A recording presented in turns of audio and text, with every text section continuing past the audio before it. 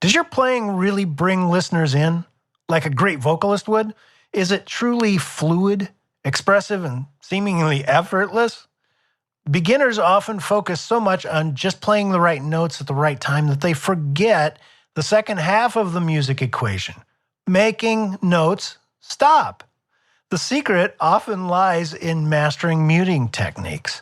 Whether you're aiming for tight percussive sounds or trying to clean up your playing, muting is essential. This week, we're exploring the world of muting techniques for both guitar and bass. Let's get nerdy.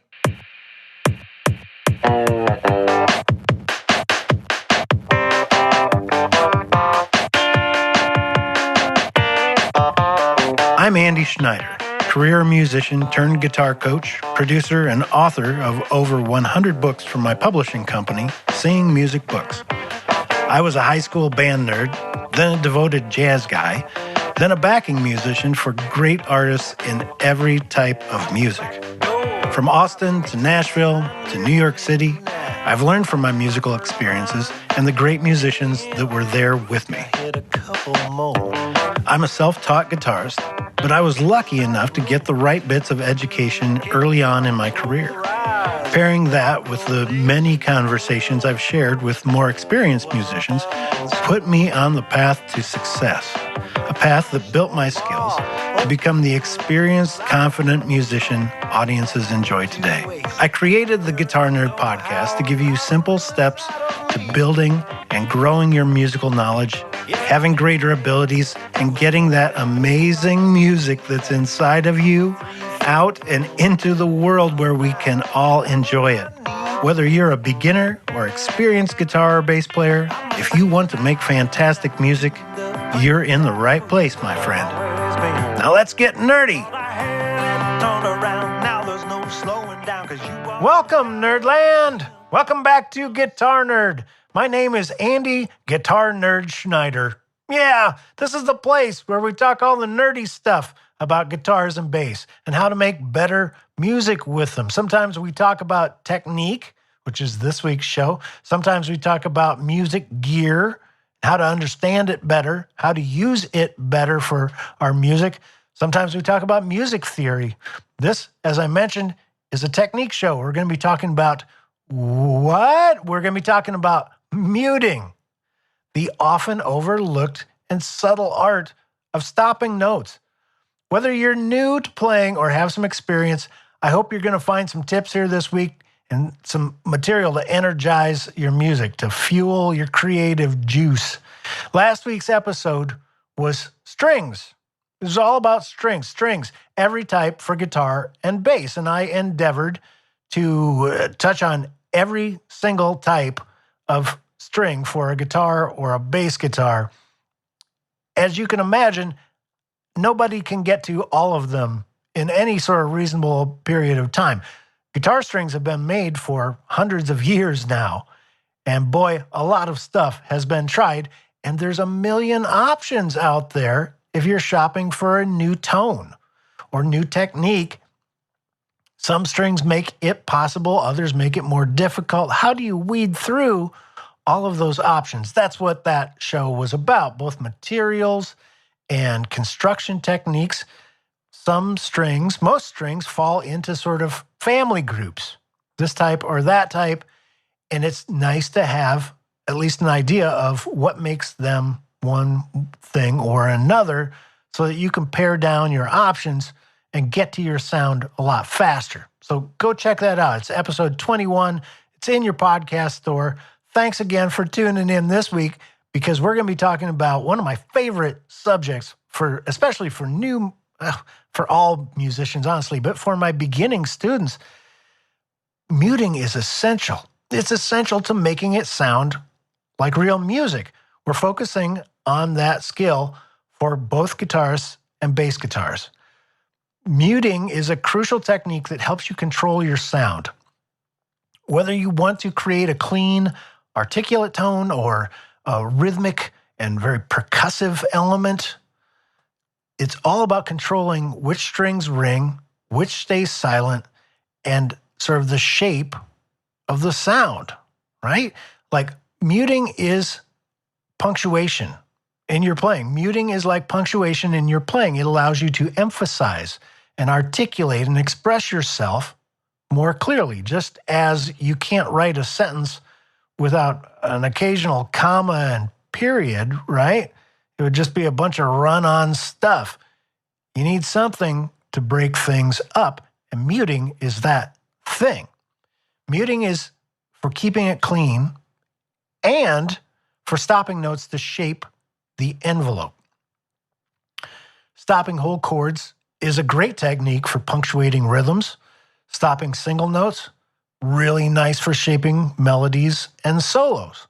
There are a couple of different techniques for stopping. Just as there are for starting a note, there's many different ways to start a note or a chord, but there are also a couple of different techniques for stopping. And sometimes these get called like right-hand muting techniques or left-hand muting techniques. I don't like to use those terms because that assumes that you're a right-handed person like me. And I don't want to do that because I have a lot of left-hand listeners and learners that follow me. And so I want this to be for everybody. So I'm going to be talking about stopping or muting the strings with either your picking hand or your fretting hand, the one that goes on the neck with the frets. Okay, first technique that I want to talk about is palm muting. Palm muting.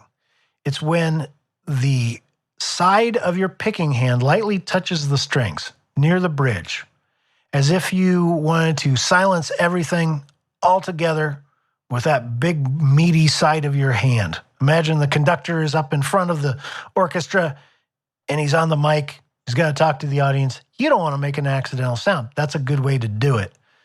Those strings can't accidentally, even if you bump them, they won't make a sound, right?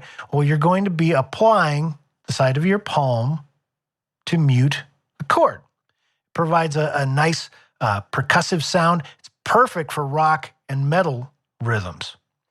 In fact, I've got my trusty West Texas nylon string guitar here, and I'm going to demonstrate that palm muting for you. So the way to get a nice palm mute going, hit the chord. This is an open E. And instead of letting it ring the way I'm doing right now, we're going to stop it with the side of our hand. That's my picking hand. Coming down all 6 strings exactly at the same time. Easy enough. Palm muting. And you can imagine if I got a real heavy rhythm going here.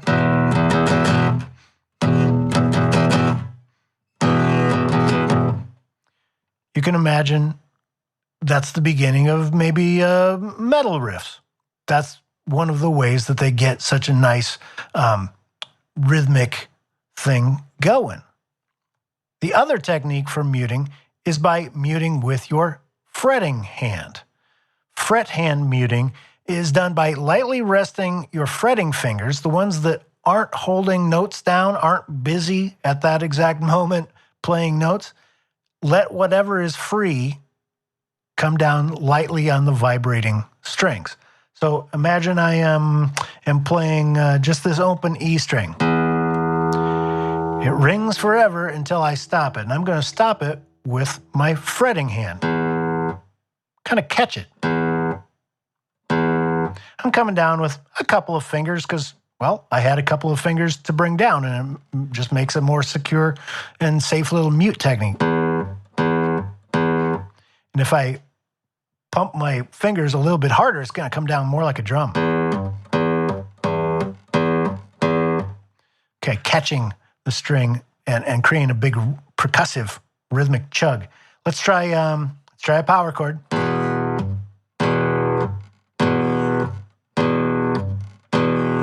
And again, I'm coming down rather hard, so you're hearing kind of a drumish sound at the back end of the mute.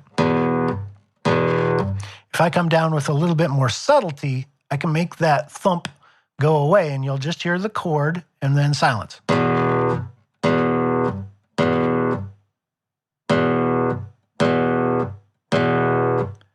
Okay, that was muting with my fret hand. To compare in contrast, let's imagine I want to mute that, but with my palm, with my picking hand palm. I'll do the exact same little lick there. But now I'm muting with my palm. Hear anything different? Let's try the fret hand again. This is fret hand.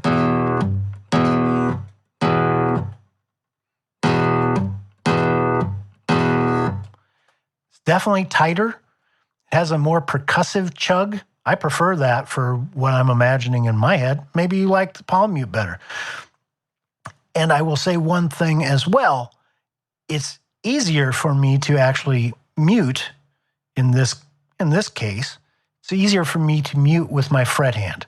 I think it's because if my pick hand has to both pick and mute and pick and mute and pick and mute, it's kind of a lot to do. And I feel a little bit more clunky at it. I feel like I have an easier time expressing rhythmic control if I pick with one hand and then mute with the other. I'm going to do that right now. Yeah, I like that. Let's try an A chord.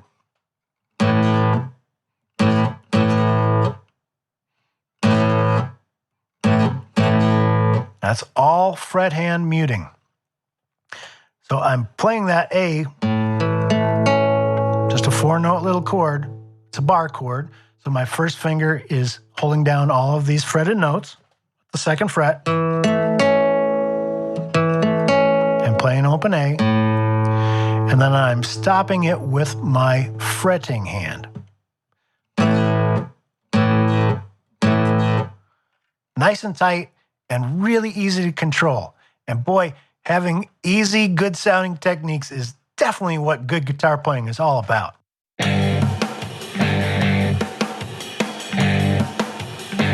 Okay, so that was the nickel tour of muting. Palm muting, fret hand muting. Simple enough, right? Here's a little exercise that you can try at home, and you can use this to sort of get muting into your head so that it becomes part of what you hear, and you need to hear it before you can play it, right? So the first little exercise I want you to try, I know you can remember this. Even if you're driving in traffic right now, you'll remember count to 4. Let's pick the number 2. We're going to stop on 2. We're going to mute on 2. So it's going to go 1, stop, 3, 4.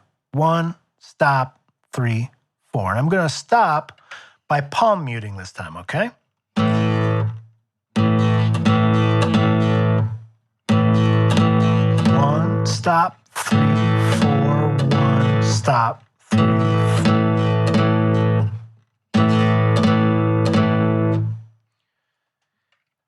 That is a great way to begin sort of getting the sound and the feel put together for good palm muting. When you think you've got that down, make up another one. Doesn't have to be complicated. Again, let's use 1, 2, 3, 4. Let's stop on 3 this time. Why not? Let's try. So we're going to go 1, 2, stop, 4. 1, 2, stop, 4. 1, 2, stop, 4. 1, 2, stop, 4. You could stop on any of them. Make one up. Stop on 4. Stop on 2 and 4. Oh, I like that. 2, 3, 4. 1, 2, 3, 4. 1, 2, 3, 4.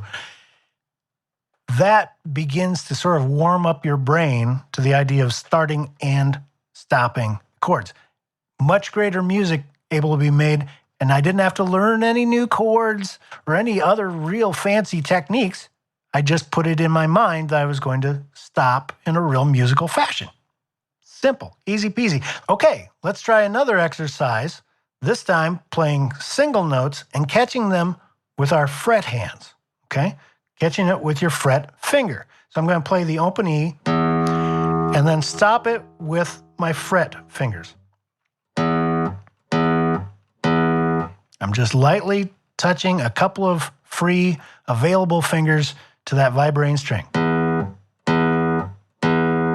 Let's try again. 1, stop, 3, 4.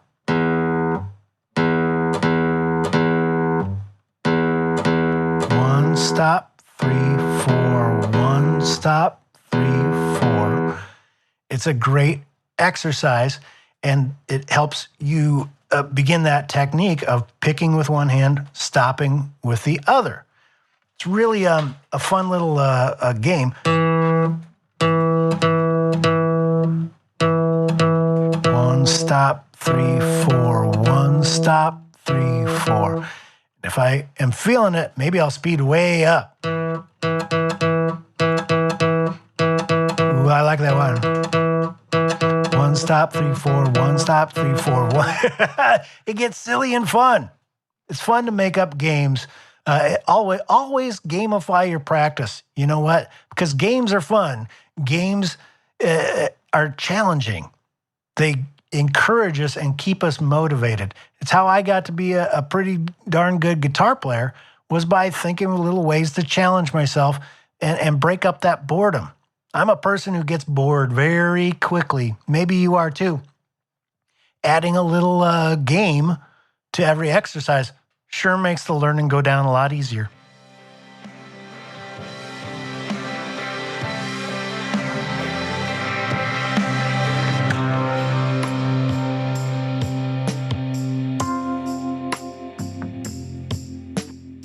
Well, does adding muting to your practice routine sound like a fun thing to do? It really is, and it helps take your music from just basic, plain vanilla hitting the chords to starting to sound like music, shaping the notes, shaping them into phrases. This is that point in the show when you know what I'm going to say. We're going to nerd out. It's for you more advanced players. Let's nerd out about muting and how to take this even further. Wouldn't you agree, one of the best things that you can aim to do as a guitar player, especially as a soloist, is to sort of emulate the human voice. Sounding like a human is always a good idea. Humans love the human voice, and it's sort of the thing that makes us feel the most about a given melody. If it's performed with the sort of dynamics and expressiveness that a vocalist would sing it, well, that's about the maximum. That's about as involving and heartfelt as we musicians can ever hope to be. So let's figure out how to use muting to stop notes in a more musical fashion. Yeah, I'm certain if especially if you're an advanced player, you've probably got some melody lines that you've been working on or some solos. Okay, are they sounding musical? If not, it could be because you just don't have enough muting in place. I'm going to play, I'm just going to make up a little melody. Yeah, I'm just going to make up a little 3-note kind of melody. It doesn't matter really what it is, but I want you to hear this without any muting technique at all. I'm a player, right now I'm going to pretend to be a player that doesn't know about muting.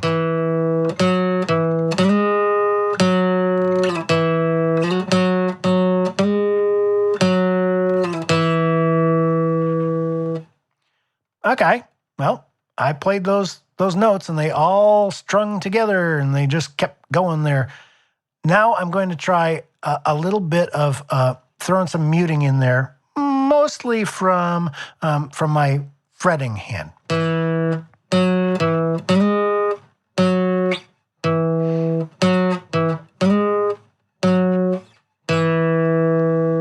Hear how those notes kind of hopped around a little bit? That was actually a combination of me stopping the note with my fretting finger and just simply letting up, kind of giving it half pressure, right? So that's just one finger. It's both pressing down and then lightly letting up. So it's not all the way off the string. It's definitely not down all the way. It's down just enough that it stops the string from vibrating anymore. If I were to pull my finger off the string too quickly, yeah, it doesn't sound good at all. No, I want to let it up, but don't take it away. Another great practice exercise.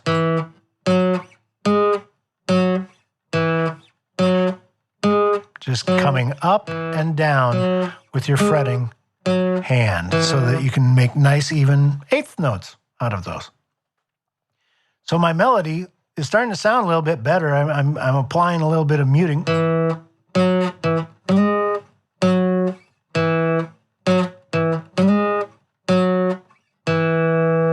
Okay, a little bit better. I'm going to try muting this even a little bit further by applying both a combination of the fret hand and the palm mute.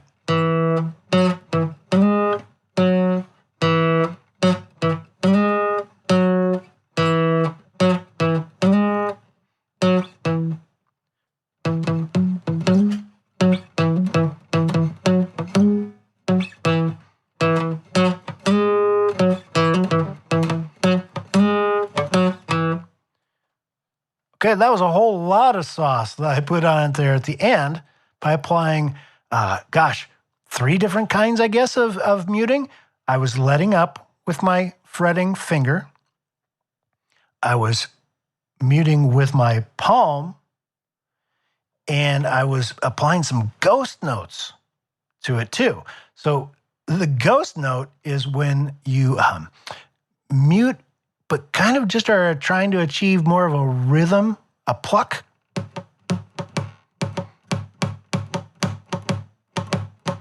And right now, I'm both palm muting and I'm fret muting. So I'm holding my fingers over the frets, and I've got the brakes on with my palm.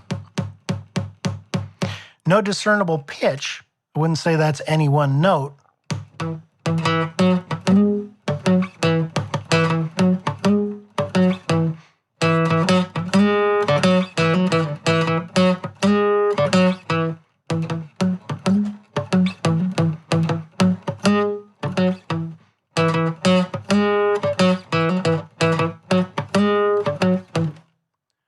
Okay, you can see how it turned into a piece of music with a little bit of creative muting going on, bringing out a nuanced rhythm and sort of some dynamics to the overall line. So what I encourage you to do is to take that little piece of music that you've been working on, or lots of these pieces of music, and try applying muting in creative ways. You might say, oh, that's not the way I would use it the first time I would play that riff. That's fine.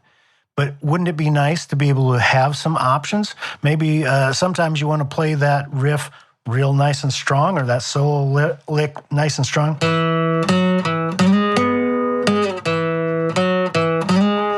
And other times, maybe over a verse or in between verses, you'd want to go.